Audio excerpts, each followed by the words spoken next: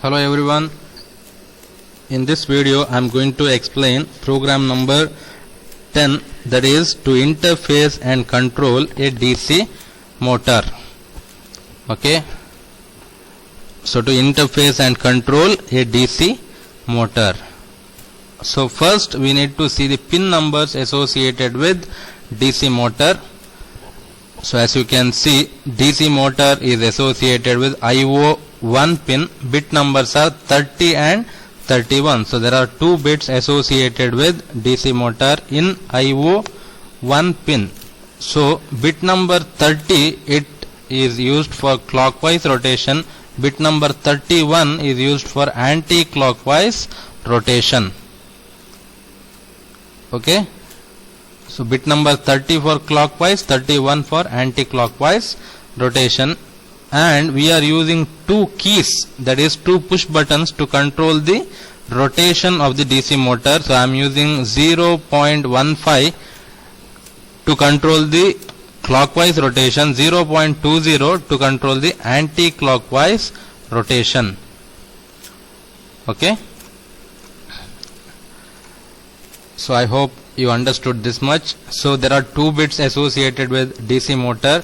Whenever bit number 31 is 1 and bit number 30 is 0, that means DC motor will be rotating in anti-clockwise direction. Whenever bit number 31 is 0, bit number 30 is 1, DC motor is going to rotate in clockwise direction. So the hexadecimal number associated with clockwise rotation is, you have 0100, that is nothing but 4, remaining all 7 digits are 0. If you want anti-clockwise rotation, then bit number 31 is 1, rest of the bits are 0, which is nothing but 8 followed by 7 zeros. So these are the two hexadecimal values to be used for clockwise and anti-clockwise rotation. Okay.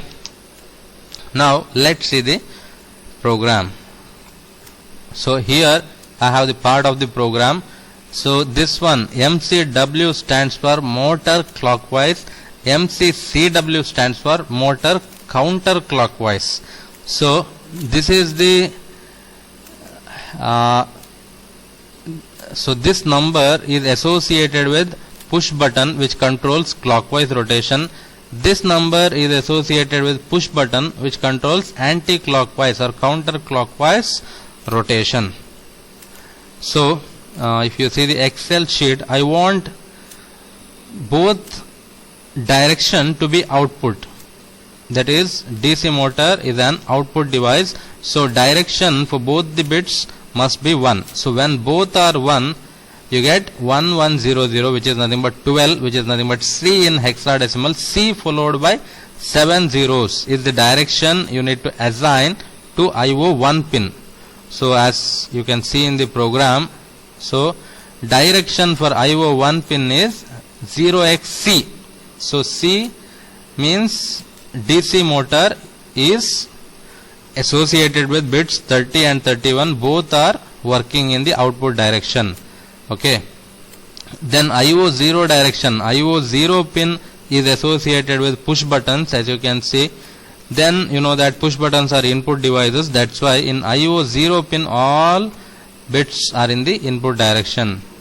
There are two bits associated with the two push buttons. We want both of them to be in the input direction, that's why all direction bits are zeros for IO0 pin. Next, let's see the while part. So already I have the program, I am just going to copy it in the new project. Okay, so there is one infinite while loop, as you can see. So here this if condition, it checks whether first push button is pressed, that is push button which is associated with clockwise rotation, whether it is pushed or not. If it is pushed, then we are going to rotate the DC motor in clockwise direction. Is it clear? So here this not condition, this not returns true only when push button is pressed. So first push button is associated with clockwise rotation. If first push button is pressed, this if condition becomes true. In that case, you are going to rotate the DC motor in clockwise direction by setting bit number 30. So bit number 30, when is it 1, you get this particular hexadecimal number which stands for clockwise rotation. Otherwise, if you press the second push button which is associated with anti-clockwise rotation, then what happens is this if condition becomes true.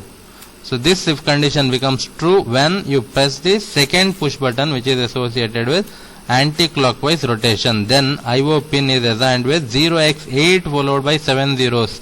8 means 31st bit is 1, rest of the bits are zeros, which means DC motor is going to rotate in anti-clockwise direction. Okay. So these are the points to be remembered for DC motor experiment, one of the easiest experiment. So when you press first push button, DC motor rotates in clockwise direction. If you press the reset, there is one reset button. If you press that, DC motor stops rotating. If you press the push button associated with the anti-clockwise direction, then DC motor starts rotating in the anti-clockwise direction. So this is how you interface and control a DC motor. Next we will see the recording of the output. Okay. This is a DC motor. Okay, so this can rotate in both clockwise and anti-clockwise direction. Now see, so you need to build the project.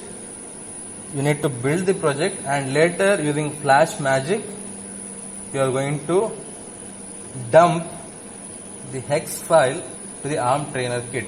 That step I didn't show. Okay, those are the steps need to be followed. Once your program is ready, you need to save it. You are going to build it. Later, when you build, hex file gets created. That hex file should be dumped into the ARM trainer kit using Flash Magic software. Now, hex file is dumped into the ARM trainer kit. So, as I discussed while writing the program, there are two push buttons, one for clockwise rotation, one for anti-clockwise rotation. Okay. Now, see, when I press the first push button, DC motor rotates in clockwise direction.